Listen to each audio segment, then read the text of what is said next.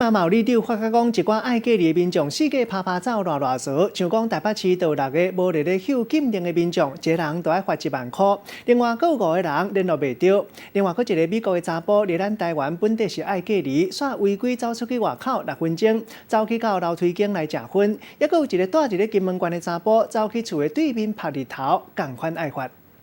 不要乱跑啊，乖乖待在家里啊！打电话关心踮厝内检疫的人，面对武汉肺炎，里长是头一线的防疫网，但是也是有民众唔肯配合，偷偷走出门。台北市卫生局嘛，伫咧12号针对6名无配合伫厝内检疫禁令的民众，每一个人罚1万块。已经到你指定的处所去找你去做关怀，那你不在，也有去亲自的询问，也是有直接就坦诚，就是说，他有离开处所。那依照我们的裁罚基准，第一次我们都会裁处1万块。除了有民众互人罚，另外还有5个人失去联络，市政府赶紧通报警政系统动员来咧找人，但被要求伫咧厝内隔离的人煞四界拍拍走，实在是袂少。亲像是初三对中国广东坐飞机来台湾的美国籍的查甫人，行出饭店的房间去楼梯食薰，总共6分钟，就互人罚1万块。还有民众因为拒绝手机啊定位监控，嘛罚1万块。金门还一名经过小三通入境姓党的查甫人，辩讲伊只是去对面晒日头，嘛互人罚3万块。居家隔离、居家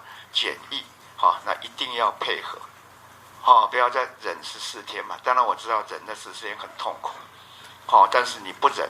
就是害人害己嘛。一直到12号为止，连中央加上台北市最新公布的，目前已经有18人互人罚，总共罚94万。目前中央嘛当咧研究一套完整的社区检疫系统，做更较有效的管制，更加希望接受隔离的民众真正莫搁再出门啊！若无会祭出更较强制的手段，来避免出现防疫缺口。